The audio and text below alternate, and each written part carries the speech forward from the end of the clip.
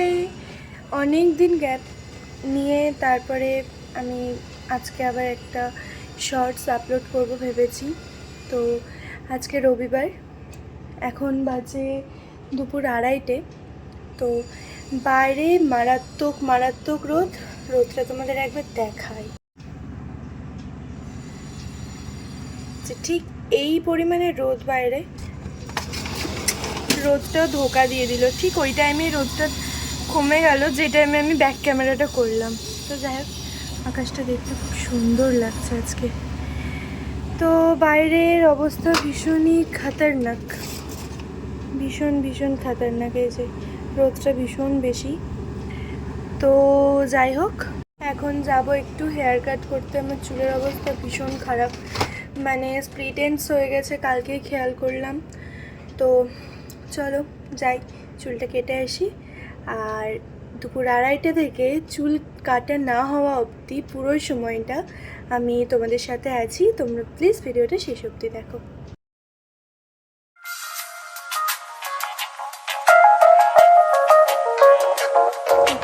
মুশকিল হয়ে গেছে, বাইরে এই মারাত্মক পরিমাণ রোদ, আর আমি এখন নোটিশ করছি আমার সানস্ক্রিনটা একদমই শেষ নেই। যাই হোক, ভাইয়ের সানস্ক্রিনটা ইউজ করে নিই, ওটাই কাজে আসবে আই থিঙ্ক। যাই হোক, কথা বলতে বলতে রেডি হয়ে নিলাম, এবার বেরিয়ে পড়বো। যাচ্ছি এই লুকে, বাট ফিরবো অন্য লুকে। Stay tuned. বাইরে তো রোদ, বাইরে বেরোতেই তো ভয় লাগছে। ভাবছি পার্লারে যদি ফাঁকা থাকে তাহলে তো হয়ে যাবে তাড়াতাড়ি, বাট যদি ভিড় থাকে, যদিও আমি কল করলাম, বললো ফাঁকাই আছে। এবার ওদের ফাঁকা মানে তো বোঝাই যাচ্ছে 2-3 জন তো হবেই ফাঁকা থাকা মানে। তো যাই হোক, ব্লিঙ্কিটে ভাবছি সানস্ক্রিনটি সব অর্ডার করে দেবো ওখানে বসে বসে, কারণ মানে দিন দিন যা রোদটা বাড়ছে আর গরমটা বাড়ছে, মনে হচ্ছে না যে সানস্ক্রিন ছাড়া আর কিছু, মানে বাইরে 1 সেকেন্ডও থাকবো এটা ভাবাই যাচ্ছে না। চলো, গ্রাউন্ড ফ্লোরে চলে এসেছি। ওই যে শালিক পাখিটা রাস্তার এ প্রান্ত থেকে ও প্রান্ত হেঁটে ক্রস করলো, ঠিক মানুষ যেভাবে ক্রস করে। ওদের তো ডানা আছে, তারা ওরা হাঁটলো কেন? মানুষের ডানা নেই, তাই মানুষ চায় একটু আকাশে উঠতে, আর ওরা ডানা থাকতো সেটা ইউজ করলো না। আমি কিন্তু এমপি জুয়েলার্সে যাইনি, আমি সত্যিই হেয়ার কাট করতেই এসেছি। ডিউক অ্যান্ড ডাচটাই এমপি জুয়েলার্সের ওপরে, সেজন্য ডিউক অ্যান্ড ডাচে উঠতে গেলে এমপি জুয়েলার্স আমি দেখতে পাবোই। পকেটে পয়সা নেই, গরিব আদমি, সেই জন্য আমি গেলাম ডিউক অ্যান্ড ডাচে মাত্র 600 টাকায় হেয়ার কাট করতে। সোনার যা দাম, ভাবতেই পারি না সোনা কেনার কথা।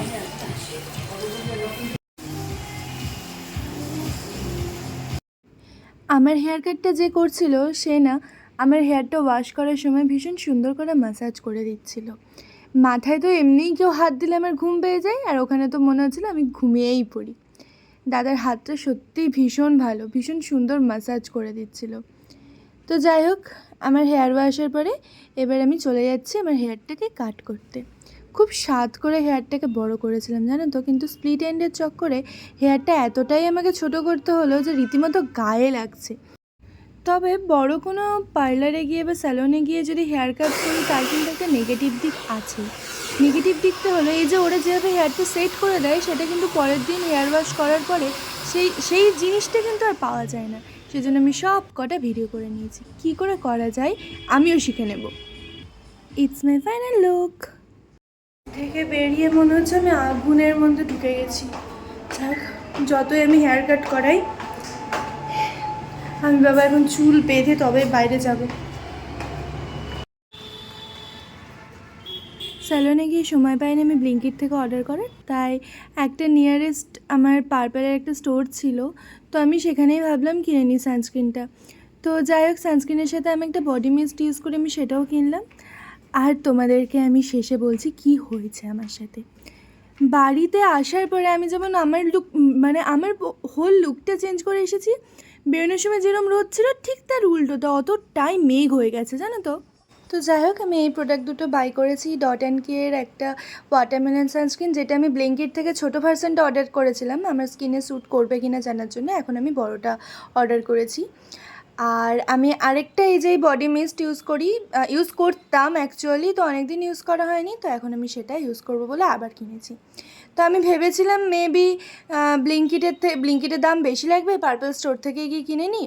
তো সেখানে আমার রীতিমতো ব্লিঙ্কিটের থেকে 200 থেকে 300 টাকা বেশি আমাকে মানে পয়সা দিয়ে কিনতে হয়েছে। আজকের ব্লগটা এই পর্যন্তই। ভালো লাগলে লাইক শেয়ার কমেন্ট করতে ভুলো না। বাই।